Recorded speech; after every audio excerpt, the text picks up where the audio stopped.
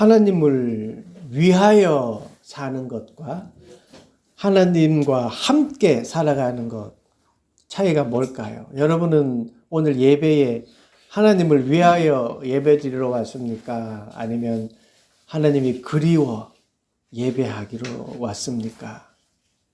이게 우리는 하나님을 위하여 사는 것이 아니라 하나님과 함께 살아가는 자들입니다.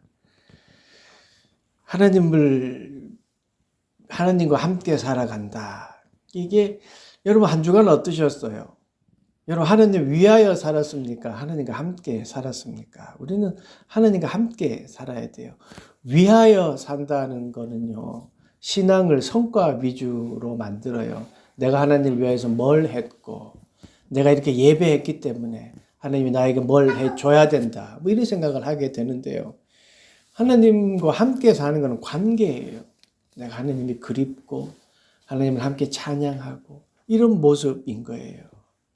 근데 만약에 누군가가 우리에게 하나님과 함께 사는 거는 도대체 뭡니까? 라고 묻는다면 또 뭐 선뜻 대답하기가 힘들어요. 그렇잖아요. 근데 그게요, 구약시대나 지금이나 여전히 그 대답은 어려운 것 같습니다. 성경의 인물이잖아요. 야곱이에요. 근데 야곱이요, 형을 속이고 아버지를 속입니다. 리브가는 남편인 이삭을 지금 속입니다. 무엇 때문에 속일까요? 장자의 축복권 때문이에요. 여러분, 이게 믿음이 없어서 그럴까요? 아니에요. 아이러니하게도요, 믿음이 있어서 일어난 일이에요. 오늘 본문을 이해하기 위해서 이제 꼭 보아야 될 말씀이 있는데요. 이게 창세기 25장 23절이에요. 제가 읽어드립니다. 여호와께서 그에게 이르시되 두 국민이 내 태중에 있구나. 두 민족이 내 복중에서부터 나누이리라. 이 족속이 저 족속보다 강하겠고 큰 자가 어린 자를 섬기리라 하셨더라. 하나님이 리브가에게 나타나서 하신 말씀이에요. 큰 자가 작은 자를 섬기리라. 태중에 있을 때 말씀하셨어요. 리브가는 지금 그 말씀을 기억하고 있는 거예요. 그런데 문제는 리브가는요, 하나님을 위한다고 하면서 오히려 자기의 뜻과 계획에 따라 스스로 결과를 만들어내려고 하고 있는 거예요. 이삭을 속여서라도 야곱의 장자권을 뺏어야 된다. 야곱이 차지하게 해야 된다라는 생각이에요. 아마도 리브가 스스로는 아마 이제 생각했을 거예요. 이대로 두면 하나님의 말씀대로 흘러가는 게 아닌데? 그럼 어떻게 해야지? 저 같이 살아보니까 저 이삭 영감탱이 저 고집불통인데, 그대로 두면 그래 될 것 그냥 그대로 이렇게 흘러갈 것 같은데? 이게 고민한 거예요. 리브가는요, 하나님을 위한다고 하지만 그 생각 속에 하나님은 없는 거예요. 하나님보다 앞장서 있어요. 하나님보다 앞장서 있어요.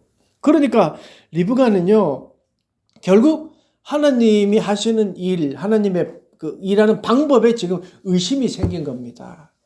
그래서 기다리지 않잖아요. 자기가 앞장서서 하는 거예요. 상황이, 자기가 이렇게 살펴보니까 상황이 이전에 했던 그 말씀과 달라지니까 그렇게 흘러가니까 이게 자기의 생각대로 그럼 속임수밖에 없다. 속임수를 쓴 거예요. 리브가 자체도 나름대로 심각했겠죠. 말씀대로 안 된다고 생각되니까. 근데요, 그래서 치밀하게 그 속임수를 보면 아주 치밀합니다. 치밀하게 계획을 세우잖아요. 리브가와 야곱은요, 자기 아버지를 속이기 위해서 거의 완벽하게 준비해 보세요. 15절에서 17절 어떻게 준비했나 보세요. 리브가가 집 안 자기에게 있는 그의 맏아들 에서의 좋은 의복을 가져다가 그의 작은 아들 야곱에게 입히고, 또 염소 새끼의 가죽을 그의 손과 목에 매끈매끈한 곳에 입히고, 자기가 만든 별미와 떡을 자기 아들 야곱의 손에 주니. 이 정말 어처구니 없는 일이 일어난 거지요. 리브가가 에서의 옷을 야곱에게 입혀요. 채취를 그렇게 하는 거죠. 염소 가죽으로 손과 목에 꾸며요. 털이 없는 야곱에게 털이 있도록 에서처럼 만든 거예요. 그리고 이삭이 에서에게 나 사냥해서 음식 만들어 와라 했더니 그걸 듣고는 음식 준비를 완료해요. 그러니까 하나님의 뜻을 인간이 이루려고 하니까요. 이게 벌어진 일이에요. 그러니까 얼마나 치밀하게 했겠어요. 하나님이 하시는 방법들에게 기다리지 못하고 조급해하니까 벌어진 일이에요. 나름대로는 얼마나 정성이 들어있습니까? 그죠? 얼마나 치밀하게 준비했습니까? 근데 하나님이 없는 거예요. 리브가가 하나님의 예전에 말씀은 믿었는지 몰라도 하나님은 믿지 않은 거예요. 하나님을 위하여 뭐 일을 했는지 몰라도 하나님과 함께하는 삶은 아니었어요. 그래서 스스로 판단하고 결정했습니다. 하나님보다 앞서갔어요. 결국 그의 지혜와 경험을 총동원해서 자기가 문제 해결하려고 했던 것이 뭐예요? 눈이 어두운 이삭을 속이는 거였어요. 그렇다면 이삭은 어땠을까요? 이삭은 장자권이 뭔지를 누구보다도 잘 알았을 거예요. 무슨 의미인지 잘 알았습니다. 무엇보다도 하나님에 대한 존재는 그가 어렸을 때 상상치 못할 경험으로 하나님에 대해서도 분명히 알았어요.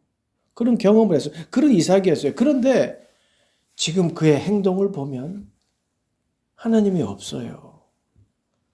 하나님이 아니라 자기의 감각에 의지해 살고 있어요. 물론 눈에 안 보인다고 하지만 평소에 어떤 일인지를 알게 되는 거예요. 21절부터 한번 보시죠. 이삭이 야곱에게 이르되 내 아들아 가까이 오라. 네가 과연 내 아들 에서인지 아닌지 내가 너를 만져보려 하노라.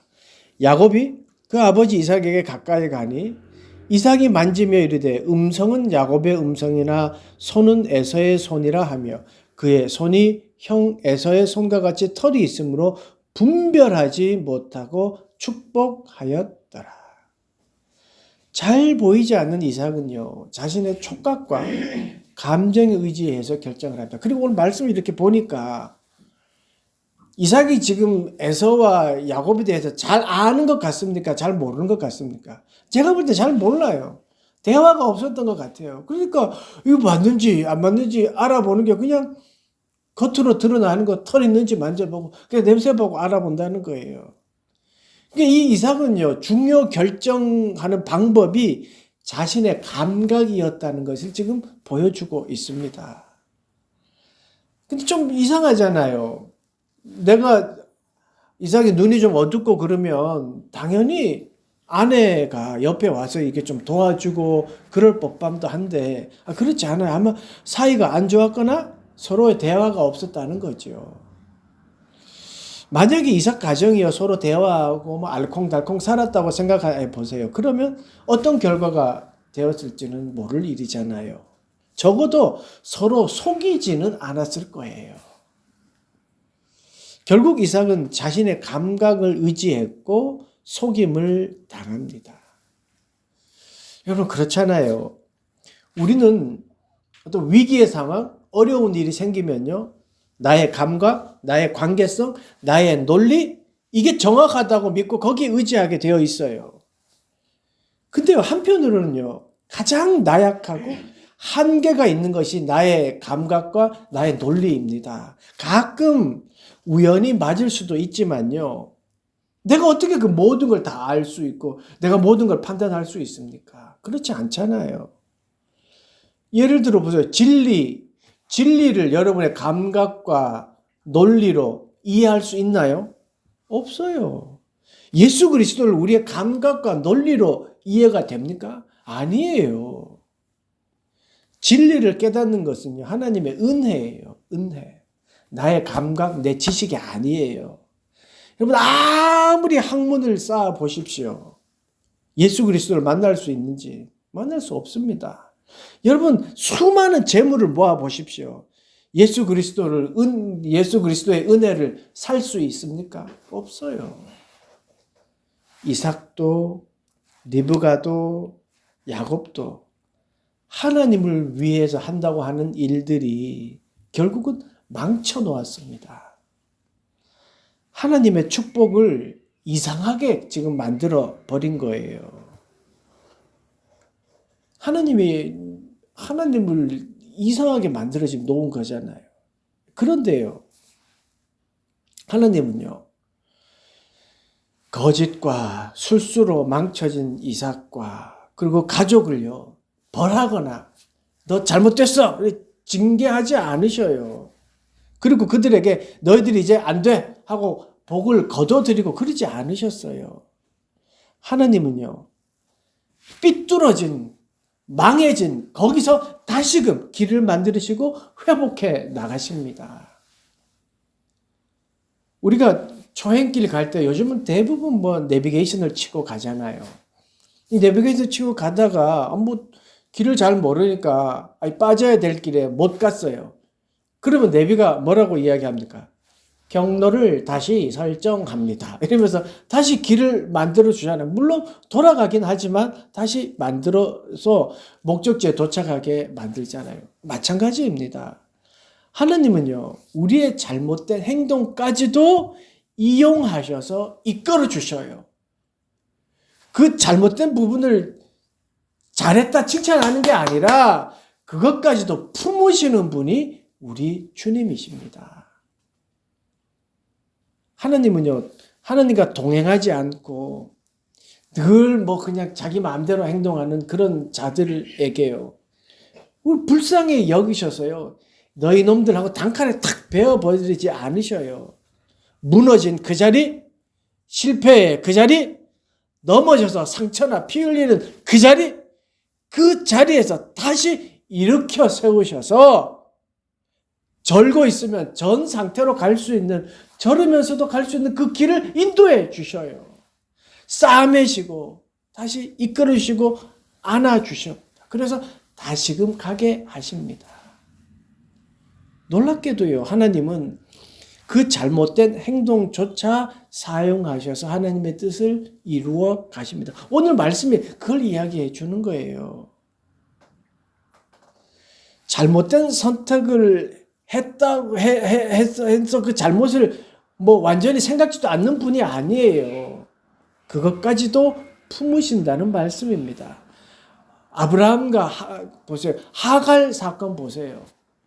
분명히 아들을 준다고 약속했지만 자기는 늙어가고 또 부인이 지금 첩을 드리는 게 좋겠습니다 하니까 그냥 가잖아요. 약속을 잊고 하갈 사건이 일어나잖아요. 그래도 하나님이 아브라함을 들어 쓰셨어요. 요셉의 형제들도 보세요. 요셉을 종으로 팔아버리잖아요. 그렇지만 그들을 또 하나님이 끝까지 품어주시잖아요. 다윗의 죄도 그렇습니다.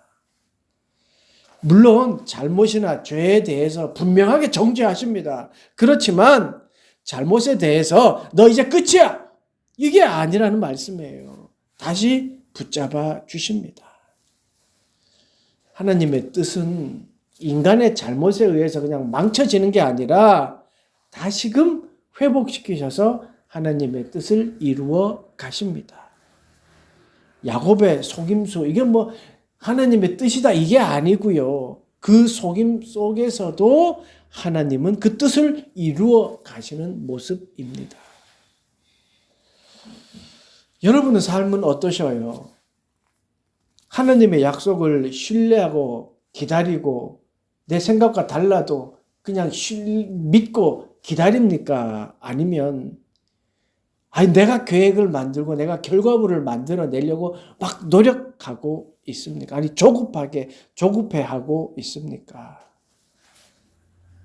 우리의 삶을 가만히 되돌아보면요, 하나님이 나를 사랑하신다, 그걸 믿으면서도요, 내가 뭘 하려고 해요? 이건 아닌 것 같은데, 이건 이렇게 해야 되는 것 같은데, 그걸 고집한단 말이죠.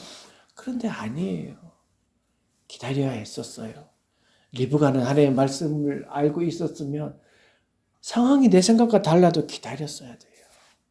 조금 더 나아간다면 이삭과 가족이 모여서 우리가 이럴 때 이런 음성을 들었었는데 지금 이러면 안 되지.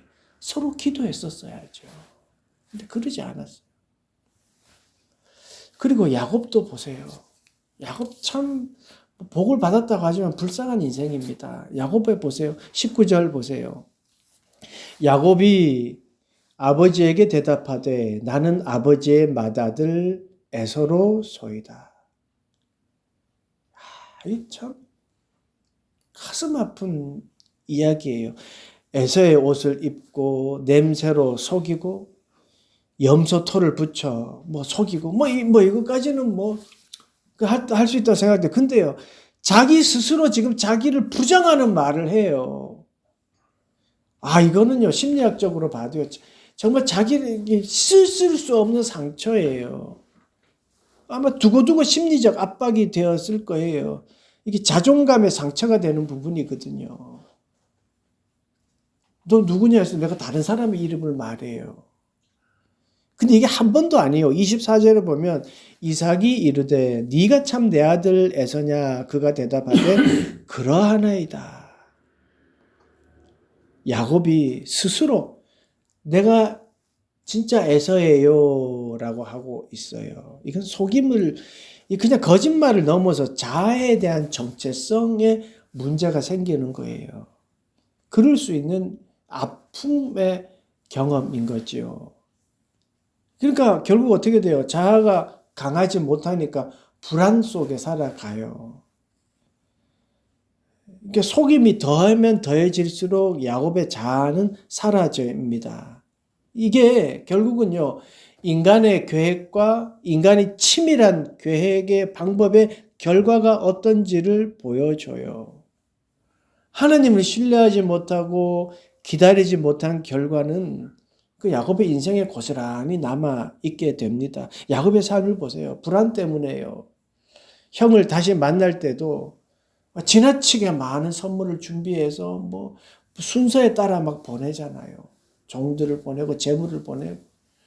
그럼 제일 마지막에 자기가 가잖아요.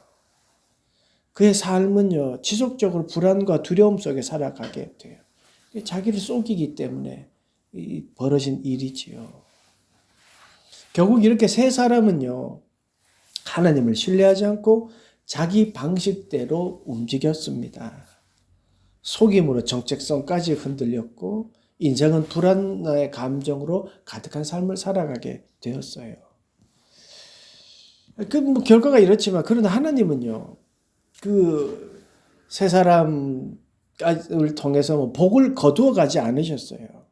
하나님은 이들을 통해 하나님의 역사를 만들어 가십니다. 이게 은혜예요, 여러분. 28절, 29절 보세요. 하나님은 하늘의 이슬과 땅의 기름짐이여 풍성한 곡식과 포도주를 내게 주시기를 원하노라. 만민이 너를 섬기고 열국이 내게 굴복하리니 내가 형제들의 주가 되고 내 어머니의 아들들이 내게 굴복하며 너를 저주하는 자는 저주를 받고 너를 축복하는 자는 복을 받기를 원하노라. 그러니까 하나님은요, 인간은 뒤틀려지고 속이고 하지만 하나님은 멈추지 않으셔요. 하나님 그 아브라함을 통해 하시던 그 언약을 이루어 가십니다. 그게 하나님의 은혜예요. 은혜는요, 완벽한 상황에만 펼쳐지는 것이 아니라 뒤틀리지고 또 뒤틀린 상황 속에서도 이루어져요. 그래서 우리에게 소망이 있는 겁니다. 예배를 잘했기 때문에 축복받고 헌금 잘했기 때문에 잘되고 이게 아니라는 거예요. 지금 내가 하나님과 함께 있고 하나님을 사모하는 마음이 있으면 그래서 하나님 우리에게 은혜를 베풀어 줘요. 얘가 잘했기 때문에 은혜가 있는 게 아니라는 거예요. 그래서 소망이 있는 거예요. 내가 부족하고 늘 하나님께 죄송스럽지만 그럼에도 불구하고 나를 사랑하기 때문에 내가 예배하고 하나님께 신앙하는 거죠. 그러니까 인간은요, 치밀한 계획으로 어떤 결과를 만들려고 하지만 하나님은 그 사랑, 약속, 언약으로 이루어 가십니다. 하나님은요, 완벽한 사람과 일하시는 게 아니에요. 엉켜있는 인생이라도 하나님을 사모하는 그 마음, 그리고 하나님의 약속 때문에 돌보시고 이끌어 가시고 역사하십니다. 하나님은요, 지금도 일하고 계십니다. 너를 사랑한다. 그 약속을 변함없이 지키고 계십니다. 그리고 그 약속을 상기시키시고 그 뜻을 검증하고 우리가 그렇게 살아야 된다라는 것을 깨닫게 하기 위하여 가정을 주시고 교회 공동체를 주신 거예요. 우리 그런 경험들이 있잖아요. 뭐 어떻게 해야 될까 막 고민하고 그렇게 했는데 그냥 억지로 예배 드리러 왔는데 예배 드리면서 그냥 스르르 그 고민이 사라지고 막 속으로 와서 나는 아무 생각 없이 있는데 누가 나하고 비슷한 일을 이런 식으로 겪었다 이야기한 걸 듣고 또 내가 뭐 그냥 다 해결되고 가족이 한마음 한뜻으로 막 기도하고 그러면서 응답받는 그런 과정들이 있었잖아요. 그게 뭐예요? 그게 하나님과 함께 살아가는 연습이고 그게 방법들이에요. 그게 하나님 말씀 앞에 우리가 바로 살아가려고 하는 몸부림이잖아요. 그런 몸부림을 통해서 하나님과 함께하는 삶을 살아가는 거예요. 여러분, 하나님은 살아 계십니다. 그리고 우리와 함께 하십니다. 그러니까요. 아무튼 생각과 계획보다 좀 늦어진다고 해서 조급해하지 마십시오. 어떨 때는 기다려야 될 때는 우리가 기다려야 되지요. 그리고 혼자가 아니에요. 여러분 혼자가 아닙니다. 우리 믿음의 공동체가 있고요. 성령 하나님이 여러분과 함께하고 계십니다. 하나님은 혹 우리가 실패했다 하더라도 또 나약하다 하더라도 그 속에서도 새롭게 하나님은 우리를 이끌어 가시고 약속을 이루십니다. 끝이 아니에요. 그러니까 늘 시작입니다. 우리가 한 주간 이렇게 주님과 함께 살아가서 늘 그렇게 새로 시작하는 그 주님을 의지하고 살아가는 여러분 되시기를 간절히 축원합니다. 기도하겠습니다. 하나님, 혹 우리가 기다리지 못하고 우리의 감각과 판단을 더 의지했다면 하나님 우리를 용서해 주십시오. 우리를 그렇게 부족하지만 우리를 버리지 않으시고 혹 실패하고 혹은 뒤틀려 있고 엉켜 있음에도 불구하고 여전히 약속을 이루어 가시는 하나님을 믿습니다. 우리에게 은혜를 내려 주시옵소서. 이 한 주간 조급함이 아니라 주님을 기다림으로 내가 계획하는 것이 아니라 주님과 동행하는 그런 삶을 살아가게 하여 주시옵소서. 하나님 몸이 아파 또 힘들어하고 치료 중에 있는 모든 이들에게 하나님께서 힘을 다하여 주시옵시고 자립 청소년들에게도 용기와 힘을 다하여 주시옵소서. 감사드리며 예수 그리스도의 이름으로 기도드리옵나이다. 아멘.